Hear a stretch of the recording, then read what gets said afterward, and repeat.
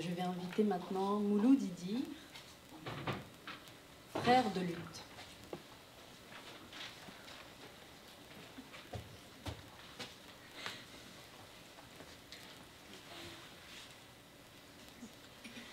Alors, bon après-midi tout le monde. Alors, Ève est venue me demander de prendre la parole pour dire quelques mots sur sa candidature il y a quelques jours. Je le fais ici devant vous avec joie et surtout avec beaucoup d'honneur, car j'ai un profond respect pour elle et pour ce qu'elle incarne beaucoup plus. Elle croit en des valeurs qui me sont chères, mais qui sont surtout, à mon avis, indispensables pour le Québec d'aujourd'hui, compte tenu de beaucoup d'enjeux de l'heure. Ève incarne l'ouverture d'un certain Québec, je dis bien, en vue d'un horizon de citoyenneté commune qui se donne pour tâche d'exclure l'exclusion, mais surtout de démocratiser la démocratie dans une optique beaucoup plus égalitaire. Quand on parle d'égalité, il faut garder en perspective que l'égalité n'est pas naturelle. Il faut très souvent la faire advenir en bousculant les logiques de fonctionnement de nos institutions, mais aussi les idées tenaces qui gisent au sein de nos représentations, même au sein du milieu progressiste.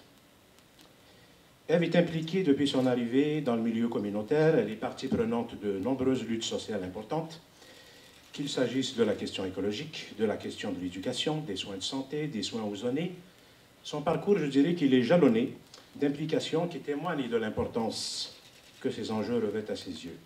Autant d'exemples qui témoignent à mes yeux de sa contribution à la consolidation de ce que nous appelons au Québec, et très jalousement, le bien commun.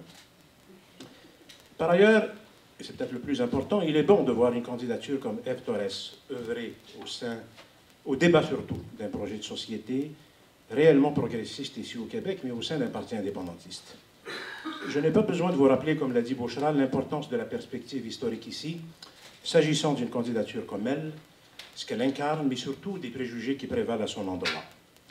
Mais ne perdons pas de vue, s'agissant des préjugés, que leur développement, sous leurs différentes formes, il est quelque chose qui est comme inversement proportionnel à la vitalité de notre citoyenneté démocratique. Et sur ce plan, Ève nous rappelle surtout que la lutte aux préjugés et aux stigmatisations ne suppose pas toujours d'avoir le mot racisme à la bouche. Elle est d'abord une lutte pour la protection sociale, pour l'égalité des droits, pour l'éducation, pour la tolérance morale et religieuse. Et cela me semble important dans une circonscription comme celle où elle se présente. Ève croit certes, et c'est important, au rôle des institutions publiques sur ces enjeux, mais ses implications montrent beaucoup plus que cela. Elle incarne aussi des pratiques et des implications par en bas, dans des pratiques de résistance et de solidarité, qui sont aussi des pratiques locales, puisqu'aujourd'hui, comme vous le savez, le monde entier est quelque part présent dans chaque voisinage et vient en quelque sorte nous chercher à domicile. Disons que pour une personne comme moi, qui a à cœur les enjeux sur le pluralisme, il y a quelque chose de réjouissant chez elle.